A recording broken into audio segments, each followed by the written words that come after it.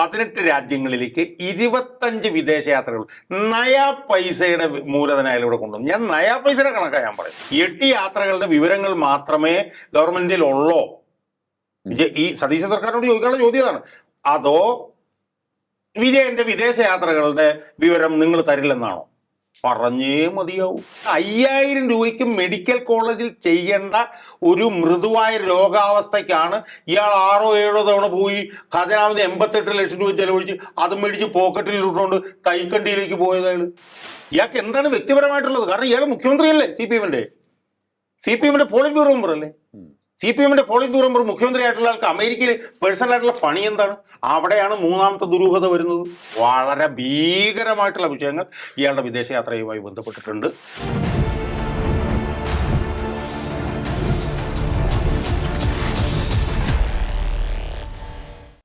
നമസ്കാരം, ടോക്കിംഗ് പോയിന്റിലേക്ക് സ്വാഗതം. കേരളത്തിന്റെ മുൻ മുഖ്യമന്ത്രി പിണറായി വിജയൻ വിദേശ രാജ്യങ്ങളിലേക്ക് നടത്തിയ യാത്ര വലിയ രീതിയിൽ ചർച്ച ചെയ്യപ്പെട്ടു. ഇതുമായി ബന്ധപ്പെട്ടുള്ള വിവരങ്ങൾ ചോദിച്ചപ്പോൾ ഒന്നും തന്നെ വ്യക്തമായി അവർക്ക് അല്ലെങ്കിൽ ചോദിച്ചവർക്ക് ലഭിച്ചിരുന്നില്ല. സർക്കാർ മാറിയപ്പോൾ അതിൻ്റെ കൂടുതൽ വിവരങ്ങൾ ലഭ്യമാകുമോ എന്നാണ് ഏവരും ഉറ്റുനോക്കിയത്. 10 വർഷം 25 യാത്ര, അത് 18 രാജ്യങ്ങളിലേക്ക്. ഇതുമായി ബന്ധപ്പെട്ട് വിവരാവകാശ നിയമപ്രകാരം ചോദിച്ചപ്പോൾ വെറും 8 യാത്രയുടെ ചെലവ് വിവരങ്ങൾ മാത്രമാണ് ലഭ്യമായത്. അതുമായി ബന്ധപ്പെട്ട് ഒട്ടേറെ ഊഹാപോഹങ്ങൾ ഇപ്പോഴും നിലനിൽക്കുകയാണോ? ഏതെങ്കിലും തരത്തിലുള്ള ദുരൂഹതകൾ ആ യാത്രകളിലും നിറഞ്ഞു നിൽക്കുന്നുവോ? ഒപ്പം തന്നെ അദ്ദേഹത്തിൻ്റെ ചികിത്സയുമായി ബന്ധപ്പെട്ടുള്ള വിവരങ്ങളും ഇപ്പോഴും ഒരു മറയ്ക്കുള്ളിൽ തന്നെ നിർത്തിയിരിക്കുകയാണ്. അതുമായി ബന്ധപ്പെട്ട് യാതൊരു സുതാര്യതയും ഇല്ല എന്നുള്ള പരാതിയും ഉയരുകയാണ്. പരിശോധിക്കാം, പിണറായി വിജയൻ നടത്തിയ വിദേശയാത്രകൾ നിഗൂഢമോ? നമ്മോടൊപ്പം ചേരുന്നു political activist advocate KM Shajahan. നമസ്കാരം സർ, ടോക്കിംഗ് പോയിന്റിലേക്ക് സ്വാഗതം. കേരളത്തിൻ്റെ മുഖ്യമന്ത്രിയായിരുന്നപ്പോൾ പിണറായി വിജയൻ നടത്തിയ യാത്രകൾ പലപ്പോഴും വാർത്തയിൽ ഇടം പിടിച്ചിട്ടുണ്ട്, ചർച്ചയായിട്ടുണ്ട്, വിമർശന വിധേയമായിട്ടുണ്ട്. അതിനൊക്കെ തന്നെ സ്വതസിദ്ധമായ ശൈലിയിൽ മറുപടിയും നൽകിയിട്ടുണ്ട് അദ്ദേഹം. അതായത് കുടുംബസമേത മുഖ്യമന്ത്രിയായിരിക്കുമ്പോൾ നടത്തുന്ന യാത്രകൾക്ക് സർക്കാർ ഖജനാവിൽ നിന്നും എന്തിന് പണം ചെലവഴിക്കുന്നു തുടങ്ങിയ ചോദ്യങ്ങൾ അന്നുണ്ടായിരുന്നു. അതിനോടൊപ്പം തന്നെ അദ്ദേഹം എന്തിനാണ് ഈ വിദേശയാത്രകൾ ഇത്രയേറെ നടത്തുന്നത്, ഇതുകൊണ്ട് സംസ്ഥാനത്തിന് എന്ത് ഗുണം തുടങ്ങിയ ചോദ്യങ്ങൾ ഒട്ടേറെ ഉണ്ടായിട്ടുണ്ട്. അങ്ങയുടെ മനസ്സിലേക്ക് വരുന്നത് എന്തൊക്കെയാണ്? പിണറായി വിജയൻ മുഖ്യമന്ത്രിയായിരുന്നപ്പോൾ നടത്തിയ വിദേശയാത്രകൾ സംബന്ധിച്ചുള്ള വ്യക്തത ഇനിയും വരേണ്ടത് തന്നെയല്ലേ? എനിക്ക് സത്യത്തിൽ ലിയോ എന്തൊക്കെയാണ് എൻ്റെ മനസ്സിലേക്ക് വരുന്നത് എന്ന് ചോദിച്ചപ്പോൾ, പിണറായി വിജയൻ 2005 നടത്തിയ ഒരു വിദേശയാത്രയെ കുറിച്ചിട്ടുള്ള ഒരു ഓർമ്മ എൻ്റെ മനസ്സിലേക്ക് വന്നു. പാർട്ടി സെക്രട്ടറി ആയിരുന്നപ്പോൾ അത് പിന്നെ അന്ന് ഞാൻ ഓർക്കുന്നത്, അന്ന് VS ആയിരുന്നു പ്രതിപക്ഷ നേതാവ്. അപ്പം അന്ന് ADB വായ്പ എടുക്കുന്നതുമായി ബന്ധപ്പെട്ടുകൊണ്ട് എനിക്ക് ഓർമ്മ ഉണ്ടെന്നറിയില്ല, എല്ലാ കളക്ടറേറ്റിനും ചുറ്റിലും പാർട്ടി എത്രയോ ദിവസത്തെ ഉപരോധ സമരം, 10 ദിവസം മറ്റോ ഉപരോധ സമരം നടത്തുന്ന ഒരു സമരം ഇങ്ങനെ നടന്നുകൊണ്ടിരിക്കുകയാണ്. ആ സമരം നടക്കുന്നതിനിടയിൽ വിജയനും ഭാര്യയും മക്കളും കൂടെ സിംഗപ്പൂരിലേക്ക് ഉല്ലാസയാത്ര പോകുന്നു.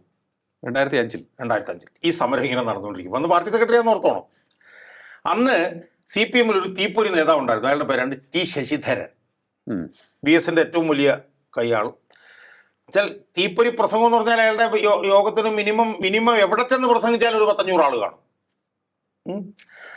അയാള് അന്ന് DYFIയുടെ സംസ്ഥാന സെക്രട്ടറിയോ മറ്റോ ആയിരുന്നു. അന്ന് CPM സ്റ്റേറ്റ് കമ്മിറ്റിയിൽ അതിരൂക്ഷമായി ഈ യാത്രയെക്കുറിച്ചിട്ട് അയാൾ വിമർശിച്ചതിനെ തുടർന്ന് അന്ന് അയാൾ പാർട്ടി സ്റ്റേറ്റ് കമ്മിറ്റിയിൽ നിന്ന് പോയി. 2005 പോയി. പിന്നെ ഇപ്പോൾ എവിടെ എന്തോ തൃശ്ശൂർ ജില്ലാ കമ്മിറ്റിയിലൊക്കെ പാവം കഴിഞ്ഞ ദിവസം VSന്റെ 1ാം ചരമവാർഷികമൊക്കെ ആയിട്ട് ബന്ധപ്പെട്ട് പാവപ്പെട്ടവൻ നിന്ന് എന്തൊക്കെ പ്രതികരണം നടത്തുന്നുണ്ട്. അന്ന് 2005 പോയതാ.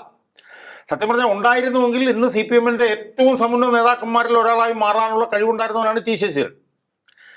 അപ്പം ഞാൻ പറഞ്ഞു വന്നത്, ഇയാളുടെ വിദേശയാത്രയെക്കുറിച്ചിട്ട് ഉള്ള വിവാദം 2005 മുതലേ ഉണ്ട്. ഇത് സൂചിപ്പിക്കാനാണ് ഞാനിത് പറഞ്ഞത്. ഇത് ലിയോ പറഞ്ഞപ്പോൾ എൻ്റെ മനസ്സിലേക്ക് ഇത് വരിക. പിന്നീട് നമ്മൾ നോക്കിക്കഴിഞ്ഞാൽ കഴിഞ്ഞ 10 വർഷത്തിനിടയിൽ അയാൾ നടത്തിയ വിദേശയാത്രകൾ, ആ വിദേശയാത്രകളിൽ ഉല്ലാസയാത്ര പോയിട്ടുണ്ട്.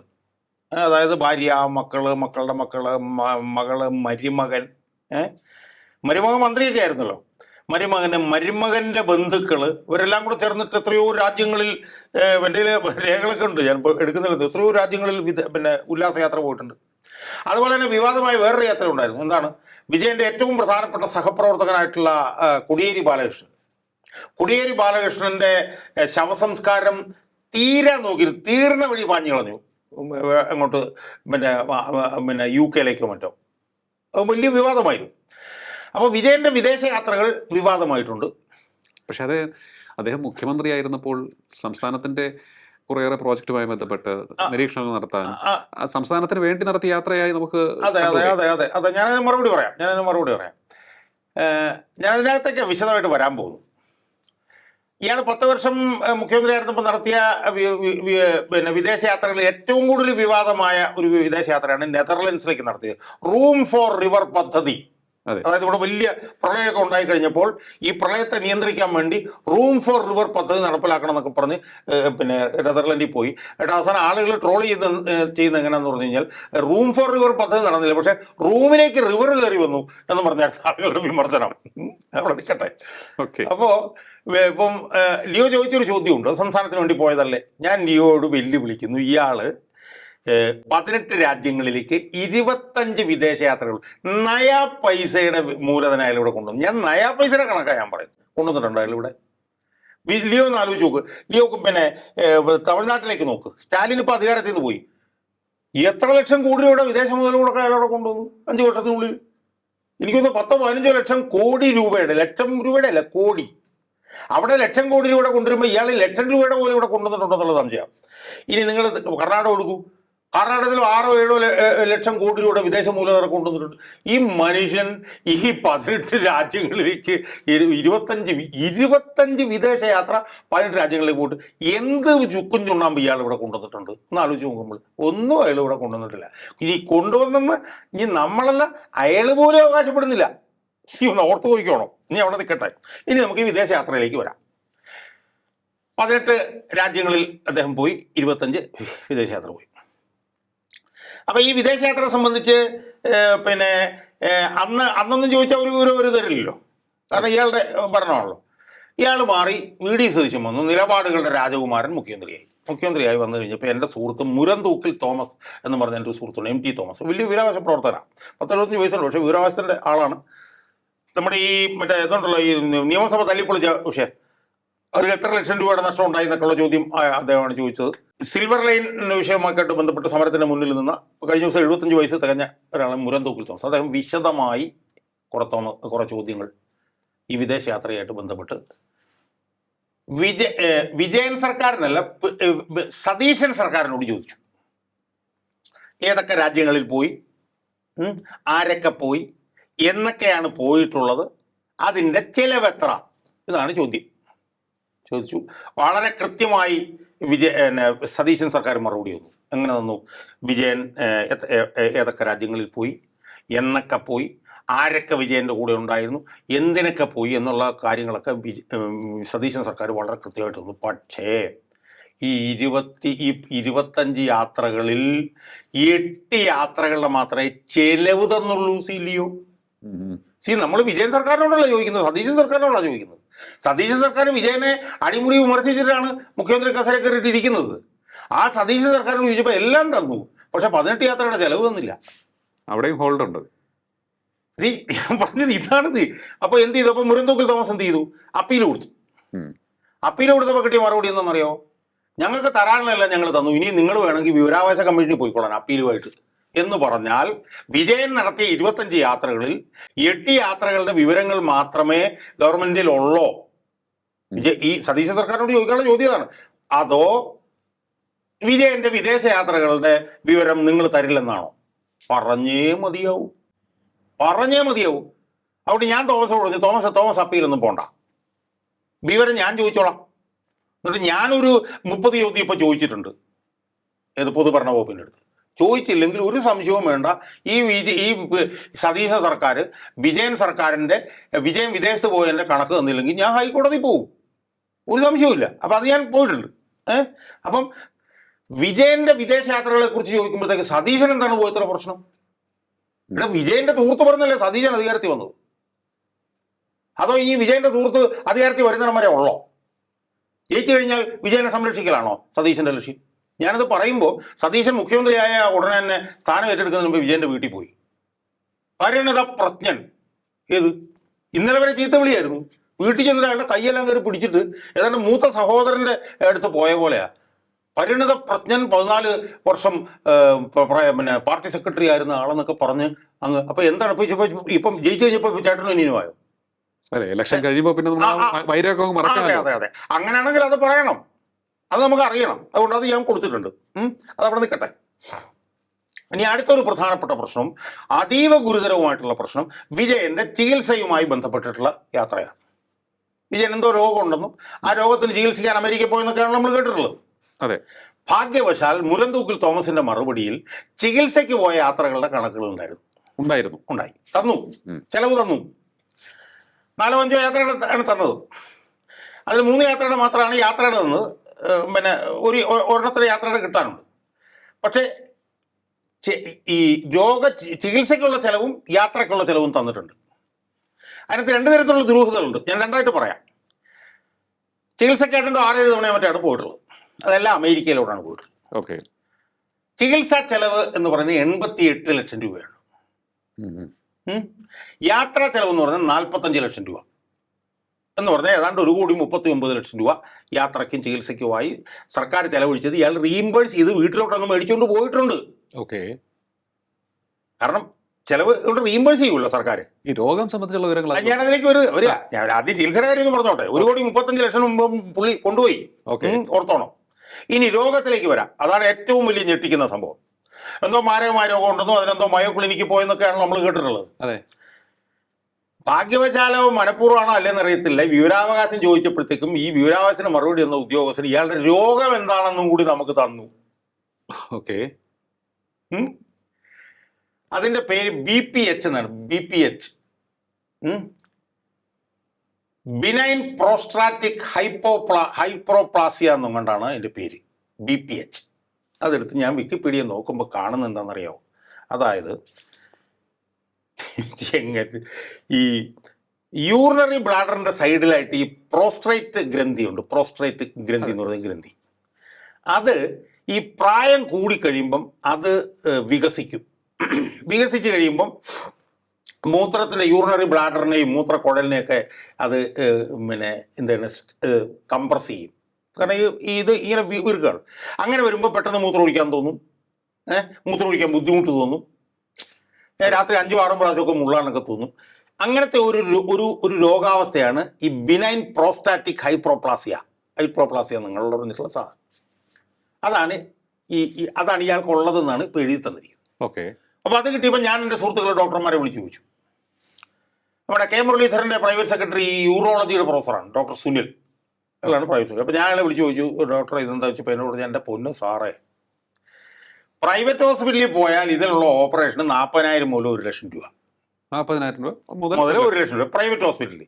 ഇനി സാറ് പ്രൈവറ്റ് ഹോസ്പിറ്റലിൽ പോകണ്ട, സാറ് മെഡിക്കൽ കോളേജിലേക്ക് പോവാ, ഞങ്ങൾ 5,000 രൂപയ്ക്ക് ചെയ്തു തരാം സാറേ. ചിന്തല്ലയോ 5,000 രൂപയ്ക്ക്? അപ്പോൾ അതിനർത്ഥം എന്താണ്? 5,000 രൂപയ്ക്ക് മെഡിക്കൽ കോളേജിൽ ചെയ്യേണ്ട ഒരു മൃദുവായ രോഗാവസ്ഥയ്ക്കാണ് ഇയാൾ 6-7 തവണ പോയി ഖജനാവിന് 88 ലക്ഷം രൂപ ചെലവഴിച്ച് അത് മേടിച്ച് പോക്കറ്റിൽ ഇട്ടുകൊണ്ട് തൈക്കണ്ടിയിലേക്ക് പോയത് അയാൾ.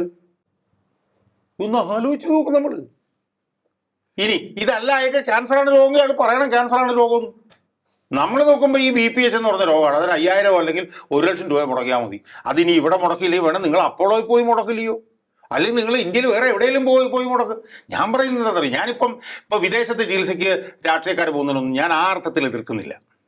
ഉദാഹരണത്തിന് ഞാൻ VS അച്യുതാനന്ദനോട് ജോലി ചെയ്യുമ്പോൾ VS അച്യുതാനന്ദന് നെഞ്ചിനകത്തൊരു മുഴ വന്നു. അപ്പം വളരെ സീരിയസ് അല്ലേ ഇത്. VS ഒറ്റത്തവണ മയോ ക്ലിനിക്കിൽ പോയി, ഞാനതിനെ എതിർക്കുന്നില്ല. പക്ഷെ അതിന് പോലും ഇന്ത്യയിൽ ഇല്ലേ എന്നൊക്കെ ചോദിക്കുന്നവരുണ്ട്. പക്ഷെ എന്നാലും VS എന്ന് പറഞ്ഞൊരു ഇത്ര വലിയ രാഷ്ട്രീയ നേതാവ് പോയി, കുഴപ്പമില്ല. G. കാർത്തികന് ക്യാൻസർ ടെർമിനൽ സ്റ്റേജിൽ വന്നു, അയാൾ വിദേശത്ത് പോയി, നമുക്ക് എതിർക്കാൻ പറ്റില്ല. ഉമ്മൻചാണ്ടിക്ക് ക്യാൻസർ വന്നു, അയാൾ ബെർലിനിൽ പോയി, പക്ഷെ അതും സംസ്ഥാന സർക്കാരല്ല എടുത്തോട്ടെ, AICC ആണ് എടുത്തത്. അപ്പോൾ പക്ഷേ രാഷ്ട്രീയ നേതാക്കന്മാർക്ക് ഗുരുതരമായ രോഗങ്ങൾ വന്നാൽ അവർ വിദേശ രാജ്യത്ത് പോയി ചികിത്സിച്ചു, അതിന് സർക്കാർ പൈസ ലഭിച്ചെന്ന് പറഞ്ഞാൽ ഞാനതിനെ കുറ്റപ്പെടുത്തില്ല.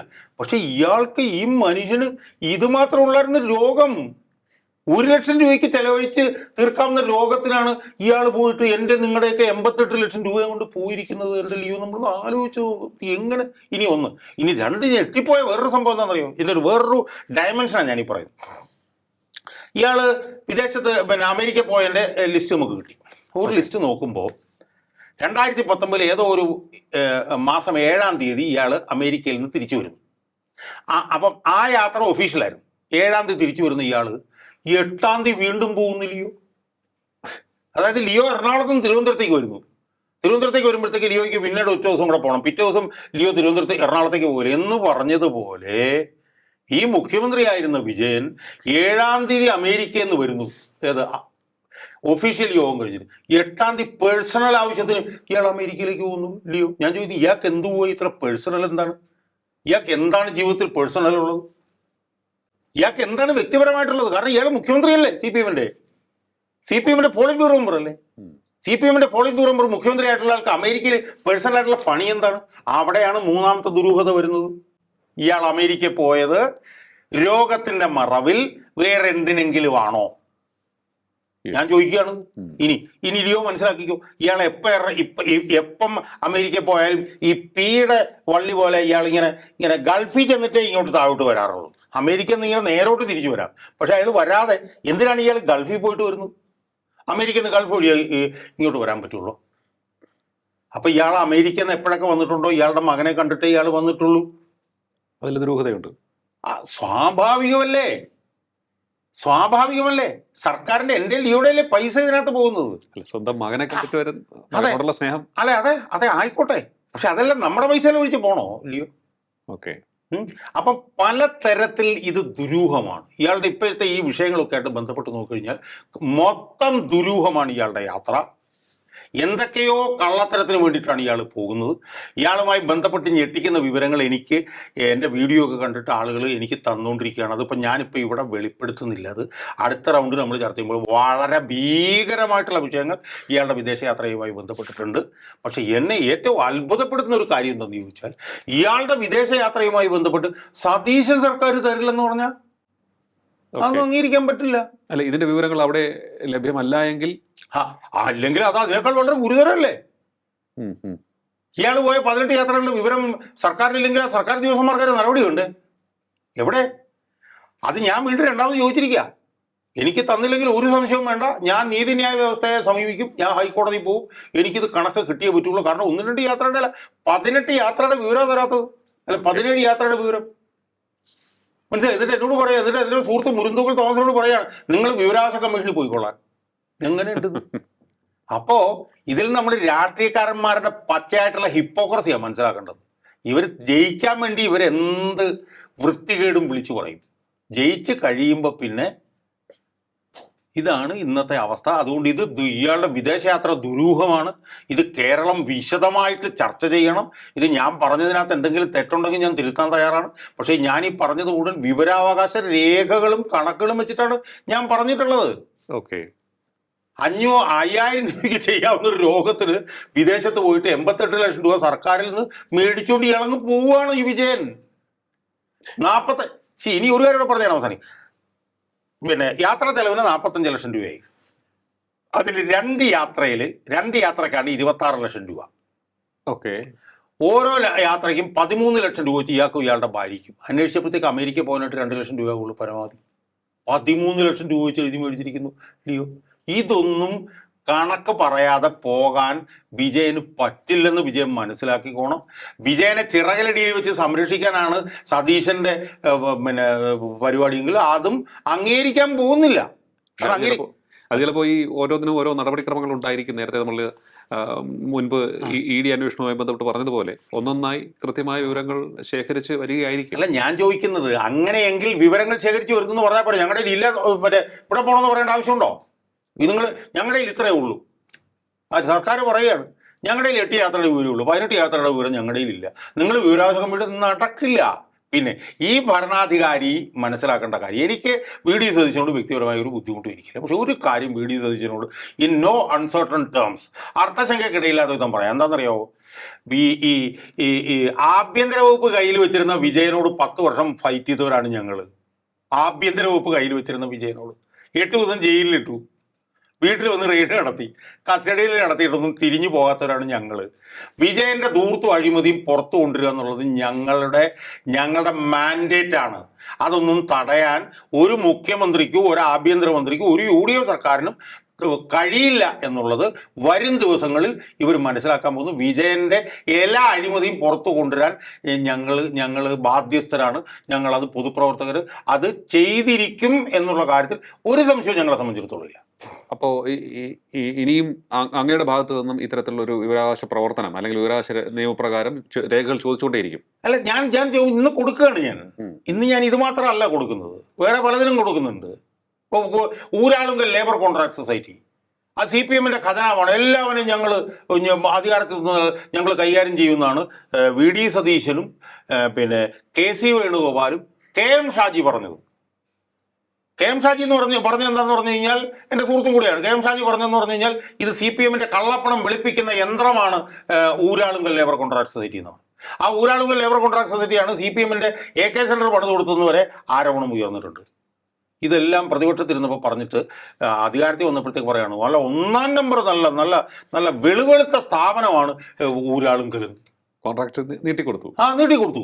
അപ്പോൾ അതുകൊണ്ട് ഞാനിപ്പോൾ ചെയ്തിരിക്കുന്നത്, ഇപ്പം എൻ്റെ കയ്യിൽ ഇപ്പോൾ ഇത് ഇരിപ്പുണ്ട്, അല്ലെങ്കിൽ ഞാൻ കാണിച്ചു തരായിരുന്നു. കേരളത്തിലെ 5 പ്രധാനപ്പെട്ട വകുപ്പുകൾക്കും, പൊതുമരാമത്ത് വകുപ്പ്, ആരോഗ്യവകുപ്പ്, IT വകുപ്പ് ഉള്ള വകുപ്പുകൾക്കും, കേരളത്തിലെ 14 ജില്ലാ പഞ്ചായത്തുകൾക്കും, കേരളത്തിലെ 6 കോർപ്പറേഷനുകളിലും കഴിഞ്ഞ 10 വർഷത്തിനുള്ളിൽ ഊരാളുങ്കൽ ലേബർ കോൺട്രാക്ട് സൊസൈറ്റി എത്ര കോടി രൂപയുടെ പണി ചെയ്തിട്ടുണ്ടെന്ന് പറഞ്ഞിട്ടുള്ള വിവരാവകാശം ഞാൻ 30 വിവരാവകാശമായിട്ട് ഞാനിന്ന് ഇറങ്ങി തിരിച്ചിരിക്കുക, കയ്യിൽ നിന്ന് കാശ് മുടക്കിക്കൊണ്ട്. അതുകൊണ്ട് ഒരു സംശയവും വേണ്ട, ഇതിനകത്ത് ഒരവസാനം കാണാതെ ഞാൻ ഒറ്റ കാര്യം കൂടെ അവസാനം പറയാം. ഹെലികോപ്റ്റർ ഉപയോഗിച്ചു. ഓക്കെ. ആര്? വിജയൻ. അതെ. അതിനു മുമ്പേ മുരുത്തോക്കിൽ തോമസും ചോദ്യം ചോദിച്ചു. എത്ര ഉപയോഗിച്ചു, അതിൻ്റെ വാടക എന്താണ്, എത്ര മാസം ഉപയോഗിച്ചു, എത്ര ചിലവ്. അതിൽ നിന്ന് മറുപടി എന്താണെന്നറിയാമോ? പൊതുഭരണ ആഭ്യന്തര വകുപ്പ് വാടക 80 ലക്ഷം രൂപ. ഹെലികോപ്റ്ററിൻ്റെ ഒരു മാസത്തെ വാടക 80 ലക്ഷം രൂപ. ഓക്കെ. പക്ഷേ 10 വർഷം കൊണ്ട് എത്ര രൂപ വാടക ഇനത്തിൽ ചോദിച്ചു എന്നുള്ളൊരു രഹസ്യമാണെന്ന് സമ്മതിക്കില്ല ലിയോ. രഹസ്യം. വാടക 80 ലക്ഷം രൂപ. പക്ഷേ 10 വർഷം കൊണ്ട് എത്ര മാസം ഉപയോഗിച്ചു, എത്ര മണിക്കൂർ ഉപയോഗിച്ചു, അതിന് എത്ര ചെലവ്, അത് രഹസ്യം. അപ്പം ഞാൻ ചെറിയൊരു കണക്കൂടെ പറഞ്ഞിട്ട് ഞാൻ അവസാനിപ്പിച്ചോളാം. 80 ലക്ഷം ഒരു മാസം. ഓക്കെ. ഒരു വർഷം ഉപയോഗിച്ചാൽ 9.6 കോടി. 10 വർഷം ഉപയോഗിച്ചാൽ 96 കോടി. ഓക്കെ. ഇതാണ് എൻ്റെ കണക്ക് തെറ്റാണ് പറ. അപ്പം 100 കോടി രൂപ പിന്നെ ഹെലികോപ്റ്ററിന് ഉപയോഗിച്ചിട്ടുണ്ട്. അതുകൊണ്ടാണ് തരാത്തത്. അതൊന്നും തരാതിരിക്കാനായിട്ട് ഒരു ആഭ്യന്തര വകുപ്പിനും കഴിയത്തില്ല, ഒരു പോലീസ് വകുപ്പിനും കഴിയത്തില്ല. അതിന് ഞാനും ചോദ്യം ചോദിച്ചിട്ടുണ്ട്. അത് തന്നില്ലെങ്കിൽ അതിന് ഞാൻ ഹൈക്കോടതിയിൽ പോകും. ഓക്കെ. മനസ്സിലായി? ഈ 100 കോടി രൂപ ഉണ്ടായിരുന്നെങ്കിൽ 4 ഹെലികോപ്റ്റർ മേടിക്കായിരുന്നു എൻ്റെ സുഹൃത്തുക്കൾ എന്നോട് പറഞ്ഞു. അപ്പോൾ ഇതൊന്നും അംഗീകരിച്ചു കൊടുക്കാൻ പറ്റത്തില്ല. ഈ ദൂർത്ത് അഴിമതിയല്ല, പുറത്ത് വന്നേ മതിയാവൂ. ഇത്രയേ ഉള്ളൂ വിഷയം. ഓക്കെ. അതിനെ മൂടി വയ്ക്കാൻ ആരും ശ്രമിക്കേണ്ടതില്ല, സഹായിക്കേണ്ടതുമില്ല. സമ്മതിക്കില്ല. കാരണം ജനം എന്ന് പറഞ്ഞാൽ എന്താണെന്നുള്ളത് നമ്മളിപ്പോൾ ഈ കോൺഗ്രസ് ജനതാ പാർട്ടിയുടെ സമരത്തിലൂടെ നമ്മൾ മനസ്സിലാക്കിയിട്ടുണ്ട്. അവരുടെ ഒന്നും ഉണ്ടായിരുന്നില്ല. അവരുടെ ആഭ്യന്തര വകുപ്പ് ഉണ്ടായിരുന്നില്ല, ഭരണം ഉണ്ടായിരുന്നില്ല, തോക്കും ഉണ്ടായിരുന്നില്ല, ലാത്തി ഉണ്ടായിരുന്നില്ല, ഒന്നും ഉണ്ടായിരുന്നില്ല. എന്താ സംഭവിച്ചത്? 12 വട്ടത്തിനിടയിൽ ഒരുത്തൻ രാജിവെച്ചിറങ്ങി ഓടിപ്പോയി. അപ്പോൾ അതിൻ്റെയൊക്കെ ഒരു വലിയ ആവേശത്തിലാണ് ഞങ്ങൾ സാധാരണ ജനങ്ങൾ. മനസ്സിലായി? അഴിമതിയും തൂർത്തും എല്ലാം പുറത്തു. ഞാൻ ചോദിക്കട്ടെ, പിണറായി വിജയനെതിരെ അഴിമതി പറഞ്ഞിട്ടല്ലേ അധികാരത്തിൽ വന്നത്? അധികാരത്തിൽ വന്നിട്ട് ഇപ്പോൾ 2 മാസം കഴിഞ്ഞല്ലോ. പിണറായി വിജയൻ്റെ എന്തെങ്കിലും ഒരു അഴിമതിയെ കുറിച്ചിട്ട് അന്വേഷിക്കാൻ ശ്രമിച്ചിട്ടുണ്ട്? ഒന്നും അംഗീകരിക്കാൻ പറ്റില്ല. അന്വേഷിപ്പിച്ചിട്ടേ ഞങ്ങൾ പിരിയുള്ളൂ. ഇത്ര ഞങ്ങൾക്ക് പറയാം. ഞങ്ങൾ എന്ന് പറയുമ്പോൾ അത് ജനം, ഒരു ടീമുണ്ട്, പൊതുപ്രവർത്തകർ. ഇപ്പം ഞാൻ പറയട്ടെ, ഇപ്പം എൻ്റെ കയ്യിൽ ഒന്നുമില്ല. എൻ്റെ കയ്യിൽ ജുബയും ഒരു മുണ്ടും ഒരു ഫോണും ഒക്കെ എൻ്റെ കയ്യിലുള്ളൂ. പക്ഷെ എൻ്റെ കയ്യിലും ഒരുപാട് ഭരണഘടന തന്ന അധികാരങ്ങളുണ്ട്. ഇവിടുത്തെ ഒരു കോക്രോച്ച് ജനതാ പാർട്ടിയാണോ? അല്ല, നമുക്കതൊന്നും പറയാൻ പറ്റില്ല. പിന്നെ ലിയോ, ഈ കോക്രോച്ച് ജനതാ പാർട്ടി തന്നെ എങ്ങനെ ഉണ്ടായത്? അതും കൂടെ പറഞ്ഞിട്ട് നമുക്ക് അവസാനിപ്പിക്കാം. 2025 മെയ് 15 സുപ്രീം കോടതി ചീഫ് ജസ്റ്റിസിന് മുമ്പിൽ ഒരു കേസ് വന്നു. ആ കേസ് എന്തായിരുന്നു? വ്യാജ LLB ഡിഗ്രി നാട്ടിൽ മുഴുവനുണ്ട്, അപ്പോൾ അത് ഇല്ലാതാക്കണം എന്നും പറഞ്ഞിട്ട് ചീഫ് ജസ്റ്റിസ് ആ കേസ് വന്നപ്പോൾ പൊട്ടിത്തെറിച്ചിട്ട് പറഞ്ഞു, ബാർ കൗൺസിൽ ഇന്ത്യ ഉണ്ട്, അവർ ഇതിനെല്ലാം കൂട്ടി നിൽക്കുകയാണ്. അതുകൊണ്ട് വ്യാജ LLB ഡിഗ്രി ഉണ്ടാക്കുന്നത് വെച്ച് CBI അന്വേഷണം വേണം എന്ന് പറയുന്നതിനിടയിൽ അദ്ദേഹം പറഞ്ഞു, youth in India are like cockroaches. ഇങ്ങനെ ചൊറിഞ്ഞു നടക്കും cockroaches. They are unemployed. Some of them are media, some of them are social media. ചിലർ കോടതി വന്ന് കണ്ടംപ്റ്റ് കേസ് കൊടുക്കും എന്നൊക്കെ പറഞ്ഞിട്ട് അയാളൊരു ഇൻഅഡ്വർട്ടൻ്റ് എന്ന് ഇംഗ്ലീഷിൽ പറയും. അയാൾ അവിചാരിതമായി ഒരു പ്രസ്താവന നടത്തി.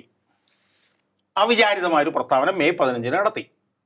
മെയ് 16 അഭിജിത്ത് എന്താണ് അഭിജിത്ത് എന്ന് എന്തുവാ അഭിജിത്ത് ദീപ് കെ എന്ന് പറഞ്ഞിട്ടൊരു 30 വയസ്സുള്ള ചെറുപ്പക്കാരനുണ്ടായിരുന്നു ബോസ്റ്റണിൽ. അയാൾ പിറ്റേ ദിവസം ഇൻസ്റ്റാഗ്രാമിൽ ഒരു അവിചാരിതമായൊരു പോസ്റ്റ് ഇട്ടു. What if all the cockroaches come together? ഏത് പാറ്റകളെല്ലാം ഒരുമിച്ച് വന്നാൽ എങ്ങനെ ഇരിക്കും? ഇതാണ് അയാൾ ചോദിച്ച ചോദ്യം. മെയ് 16. ഓക്കെ. 2-3 ആഴ്ച കഴിഞ്ഞപ്പോഴത്തേക്ക് BJP-യേക്കാൾ കൂടുതൽ ഫോളോവേഴ്സ്, 22 മില്യൺ ഫോളോവേഴ്സായി ഇൻസ്റ്റാഗ്രാമിൽ. 22 മില്യൺ എന്ന് പറഞ്ഞാൽ 220 ലക്ഷം. അത് അവസാനം ഇപ്പം എന്ത് സംഭവിച്ചു? മെയ് 15 കഴിഞ്ഞു, ജൂൺ 15 കഴിഞ്ഞു, ജൂലൈ 15 കഴിഞ്ഞു, ജൂലൈ 25. 2 മാസവും എത്ര ദിവസവും കൊണ്ട് ഈ മപ്പടിച്ച് നിന്ന മോഡി, 56 ഇഞ്ചിൻ്റെ മോഡി അല്ലേ, അടുത്ത തെരഞ്ഞെടുപ്പിലും പ്രധാനമന്ത്രിയാകുന്ന മോഡിയുടെ ഏറ്റവും വിശ്വസ്തനായിട്ടുള്ള, മോഡിയുടെ വിശ്വസ്ത വിനീത വിധേയനായിട്ടുള്ള ധർമ്മേന്ദ്ര പ്രധാൻ എന്ന് പറഞ്ഞവൻ രാജിവെച്ച് വീട്ടിൽ പോകേണ്ടി വന്നു. അത് ചെയ്ത് ആ സമരം ചെയ്ത ഇന്ത്യയിലെ യുവാക്കൾ, അവരുടെ കയ്യിൽ എന്താ ഉണ്ടായിരുന്നു? അവരുടെ കയ്യിൽ വല്ലതും ഉണ്ടായിരുന്നോ? അവരുടെ കയ്യിൽ ഒന്നുമില്ല. അവരുടെ കയ്യിൽ പെല്ലറ്റ് ഗണ്ണില്ല, അവരുടെ കയ്യിൽ ലാത്തിയില്ല, തോക്കില്ല, അധികാരമില്ല, ഒരു ചുക്കും അവരുടെ കയ്യിലില്ല, ഭരണഘടനാ സ്ഥാപനങ്ങളില്ല, ഇലക്ഷൻ കമ്മീഷനില്ല, ഒന്നുമില്ല. അവരവിടെ പോയി കിടന്ന് എത്ര ദിവസം സമരം ചെയ്തു? 1 മാസം സമരം ചെയ്തു. ഇടതുപക്ഷം പറയുന്നത് ആ സമരത്തിൽ തങ്ങളുടെ പങ്കാളിത്തം തള്ളിക്കളയാനാവില്ല. ഓ എന്റെ പൊന്നു ലിയോ, ലിയോ എന്നോട് ഇങ്ങനെയൊന്നും ചോദിക്കാതെ നേതാക്കൾ ഉണ്ടായിരുന്നു എന്നൊക്കെയാണ് ലിയോ. ഞാൻ പറഞ്ഞു, ലിയോ ഒന്ന് ആലോചിച്ച് നോക്ക്. മുതലയമ്മാവനും ഞാനും എന്ന് പറഞ്ഞൊരു ഓർമ്മയില്ലേ? മുതലയുടെ മുകളിൽ കയറിയിരുന്ന ഞാൻ കഴിഞ്ഞ ദിവസം പോസ്റ്റ് കൊണ്ട് ഞാൻ ഞെട്ടിപ്പോയി. നോക്കുമ്പോണ്ടല്ലോ ജോൺ ബ്രിട്ടാസ്, റഹീം, പിന്നെ വേറെ ഏതോ ഒരു 2-3 അവന്മാരും കൂടെ ഇങ്ങനെ മുണ്ടൊക്കെ മടക്കി കുത്തി മമ്മൂട്ടി മോഹൻലാൽ പറയുന്നത് പിന്നെ വരുന്ന പോലെ വന്നിട്ട് ഞങ്ങൾ 1 ഇഞ്ച് പോലും വിട്ടുകൊടുക്കില്ലെന്ന്. ആര് വിട്ടുകൊടുക്കില്ലെന്ന്? ആകെ 3 MP-മാരാണുള്ളത്. പിന്നെ ലിയോ, ആ 3 MP-മാരിൽ 2 MP-മാർ DMK എന്ന് പറഞ്ഞ പാർട്ടിയുടെ സഹായം കൊണ്ടാണ് ജയിച്ചത്. കേരളത്തിലുള്ള ഈ രാധാകൃഷ്ണൻ എന്ന് പറഞ്ഞിട്ടൊരു MP മാത്രമേ ഇവന്മാരുടെ കയ്യിൽ ഈ ഇന്ത്യയിൽ മൊത്തത്തിലുള്ളൂ. അപ്പൊ ഇതാണ് ഇവന്മാർ ഇങ്ങനത്തെ എട്ടുകാലി മമ്മൂഞ്ഞും. ഇപ്പൊ കോൺഗ്രസ് അതിനകത്ത് ഇടപെട്ടു എന്ന് പറഞ്ഞു. അതിനെക്കുറിച്ച് എന്തൊക്കെ തർക്കമുണ്ടെന്ന് പറഞ്ഞാൽ കോൺഗ്രസിന് 100 MP-മാരുണ്ട് ലിയോ. കോൺഗ്രസ് എല്ലാ രാജ്യത്തും എല്ലാ സംസ്ഥാനത്തും ഉണ്ട്. ഈ പറയുന്ന ഈ നാണയില്ലാത്തവന്മാർക്ക് എവിടെയെങ്കിലും ഒരു സംസ്ഥാനത്ത് ഒരു അധികാരമുണ്ടോ ലിയോ ഇപ്പം?